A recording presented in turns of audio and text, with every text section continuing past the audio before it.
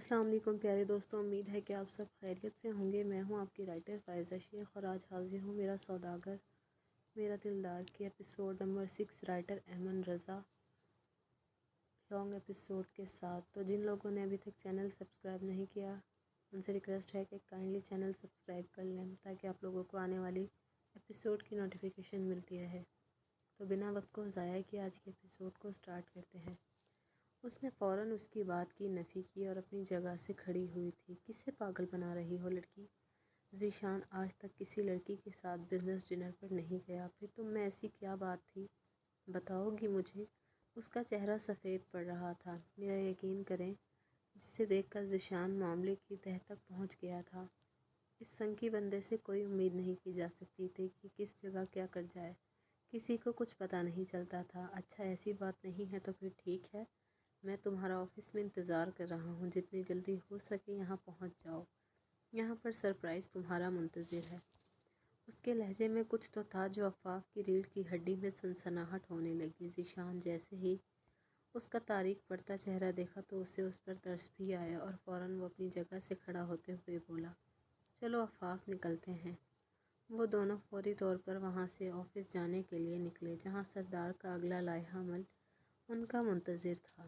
عفاف جلدی میں آفس کا دروازہ کھول کے اندر داخل ہوئی تھی، جہاں سردار کی ٹانگ پر نہایت واہیات ڈریس پہنے ایک عورت اسے رجھانے کی کوشش کر رہی تھی، جسے دیکھ کر عفاف کے قدم زنجیر ہوئے تھے۔ تو کیا یہاں اس کی ذات کا تماشا بنانے کے لیے سردار نے اسے واپس بلایا تھا؟ عفاف کے پیچھے ہی ذیشان بھی اندر داخل ہوا تھا اور اندر کا ماحول دیکھ کر دلچسپی سے دیوار سے ٹیک لگا کر کھڑا ہو گیا۔ بڑی جلدی نہیں آ گئی تم تو؟ دیکھو، تمہارے ہونے یا نہ ہونے سے مجھے کوئی فرق نہیں پڑتا۔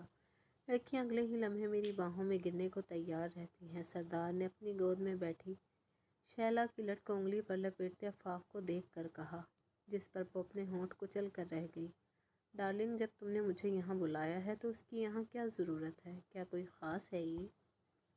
شیلا کے دلربا انداز میں پوچھنے پر سردار مسکرایا اور بولا، نہیں، یہ بھی تم جیسی ہی ہے۔ جو بھی تھا وہ اس کا شوہر تھا اور اپنے شوہر سے ایسی نیچ حرکت کی امید وہ نہیں کر سکتی تھی جو اس کے ہوتے ہوئے باہر منہ ماری کر رہا تھا۔ لگتا ہے سردار اب بھی نہیں بدلا، شاید میں کچھ زیادہ ہی سوچ رہا تھا۔ ذیشان اپنے دل میں بولا، سر اگر آپ کے پاس پہلے سے ہی یہ لڑکی موجود تھی تو آپ نے مجھے کیوں بلایا؟ میرے خیال میں اب مجھے جانا چاہیے۔ عفاف اس کے منہ پر غصے سے جواب پٹکتے واپس جانے کو مڑی تھی جب سردار نے اسے روکا۔ یہاں آؤ میرے پاس۔ اس نے شیلا کو سائڈ ہٹاتے ہوئے اسے اپنے پاس آنے کا اشارہ کیا، جس پر وہ ضبط کے گھونٹ بھرتی اس کے قریب گئی۔ جیسے ہی وہ اس کے قریب پہنچی، سردار نے جھٹکے سے اسے اپنی ٹانگ پر بٹھایا۔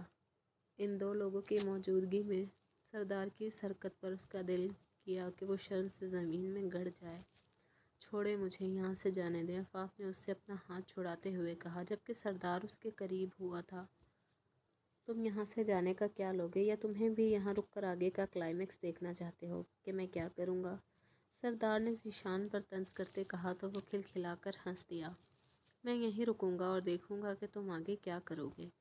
مجھے دیکھنے میں اور بھی مزہ آئے گا، اس نے بے باکی سے کہا تو سردار نے کندھے اچکا دیے، جیسے کہہ رہا ہو تمہاری مرضی۔ اتنی ذلت پر وہ رونے لگی تھی، یہاں تک کہ اس کی ہچکیاں بن چکی تھیں۔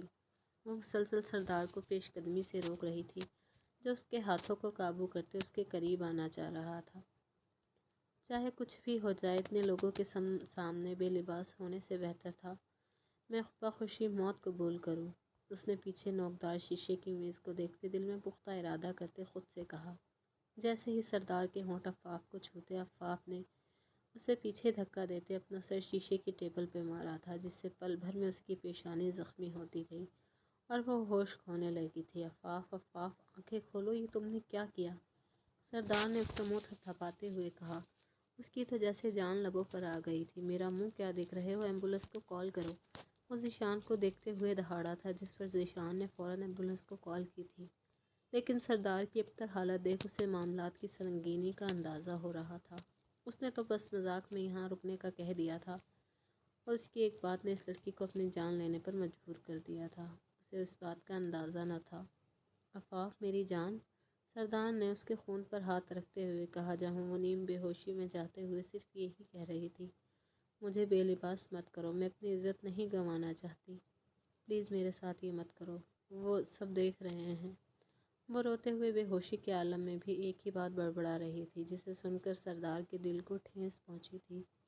اس وقت وہ افاف کے ساتھ اسٹریچر کے قریب کھڑا تھا، افاف کے ماتھے پر پٹی بندھی تھی۔ میں نے سوچا بھی نہ تھا کہ تم کچھ ایسا کر گزرو گی، سردار نے تعصب سے اسے دیکھتے سوچا۔ پلیز مجھے چھوڑ کر مت جاؤ۔ اس نے بے ہوشی کے عالم میں سردار کا ہاتھ پکڑ لیا تھا۔ وہ جو وہاں سے جانے کا ارادہ رکھتا تھا وہیں کھڑا کشمکش میں اسے دیکھنے لگا کہ آیا وہ یہیں رکے یا چلا جائے۔ 1.5 گھنٹے بعد جب اس کی آنکھ کھلی تو سردار کا ہاتھ اپنے ہاتھ میں دیکھ کر وہ چونک اٹھی۔ سوری سر، آج مجھے ایسا نہیں کرنا چاہیے تھا۔ جو ہی اسے یاد آیا کہ اس کی سزا اس کے گھر والوں کو مل سکتی ہے، اس نے فوراً معافی مانگنا مناسب سمجھا۔ اگر آئندہ تم نے اس طرح کی کوئی بھی حرکت کی تو مجھ سے برا کوئی نہیں ہوگا، اس نے سرد لہجے میں کہتے اس کے پاس جگہ بنا کر بیٹھتے ہوئے کہا۔ تو اس نے فرمانبردار بچوں کی طرح سر ہلا دیا۔ سر، کیا میں آج ہاسٹل جا سکتی ہوں؟ اس نے معصومیت سے کہا تو سردار نے انکار کرنا مناسب نہ سمجھا۔ سر، کیا میں آج ہاسٹل جا سکتی ہوں؟ اس نے معصومیت سے کہا تو سردار نے انکار کرنا مناسب نہ سمجھا اور فقط سر ہلاتے اجازت دے دی۔ جب وہ ہاسٹل گئی تو اسے پتہ چلا کہ اس کی یونیورسٹی ایک پارٹی میں خود کو ریپرزینٹ کر رہی ہے، جس کی وجہ سے اسے بھی حریم کے ساتھ اس پارٹی میں جانا پڑا۔ ایکوا بلو کلر کی میکسی پہنے ہوئے وہ سمندر سے نکلی کوئی جل پری لگ رہی تھی، جبکہ بال کمر پر کھلے چھوڑے تھے۔ آفاف، تم بہت پیاری لگ رہی ہو، بلکہ یہاں سب کی نظریں تم پر ٹک گئی ہیں، دیکھو تو صحیح، حریم نے اس پر فریختہ ہوتے کہا تو وہ شرما سی گئی۔ تم بھی کسی سے کم نہیں لگ رہی باربی ڈال، اس نے حریم کے گال کھینچتے کہا تو وہ گردن اکڑا کر بولی، وہ تو ہے، اگر یہ دو پیاری دو شیزائیں برا نہ مانے تو کیا میں آپ کو جوائن کر سکتا ہوں؟ ان کے پیچھے سے ایک اونچے لمبے خوبصورت نوجوان نے نکلتے ہوئے پوچھا تو وہ ہڑبڑا گئی۔ بندہ ناچیز کو یلدرم کہتے ہیں، اس نے ایک ہاتھ پیٹ پر رکھ کر نیم جھکتے اپنا تعارف کروایا۔ کوئی شک نہیں تھا کہ وہ بہت خوبصورت تھا۔ نہیں، ہم چلتے ہیں۔ آفاف نے وہاں سے نکلنا چاہا تو اس کے راستے میں حائل ہوا۔ ارے ایسا تو مت کہو، میں اکیلا بور ہو جاؤں گا، اس نے منہ بسورتے ہوئے کہا تو وہ دونوں ایک دوسرے کو دیکھنے لگیں۔ بھائی، ہمارے پاس زیادہ وقت نہیں، ابھی ہمیں بہرام شاہ کو بھی ڈھونڈنا ہے، آفاف نے معذرت خواہ انداز میں کہا۔ بھائی کہنے پر تو وہ جیسے تڑپ گیا تھا۔ دل پر لگی ہے یہ بات؟ اس نے دل پر ہاتھ رکھتے کراہنے کی ایکٹنگ کرتے کہا، لیکن چلو اب تم نے مجھے بھائی بنا ہی لیا ہے تو میں تمہاری بہرام شاہ سے ملاقات کروا دوں گا، کیونکہ وہ میرا دوست ہے، اس نے اپنے بالوں میں ہاتھ پھیر کر کہا تو وہ دونوں حیرت سے چونک گئیں۔ کیا واقعی میں؟ آفاف نے حیرت سے پوچھا۔ چلو لڑکی، وقت ضائع مت کرو، ہمیں چلنا ہے، اس نے تیزی سے آگے بڑھتے ہوئے کہا تو دونوں ہی اس کے پیچھے لپکی تھیں۔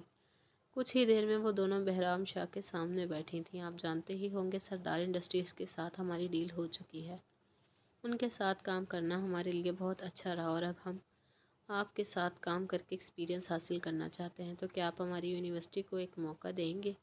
آفاف نے نہایت عمدہ انداز میں اس کے آگے اپنی بات رکھی، جس پر وہ اسے دیکھتے ہوئے تمسخرانہ انداز میں مسکرایا اور بولا، لڑکی تمہیں کیا لگتا ہے تم بولو گی کہ تم سردار کے ساتھ کام کر چکی ہو تو کیا میں مان لوں گا؟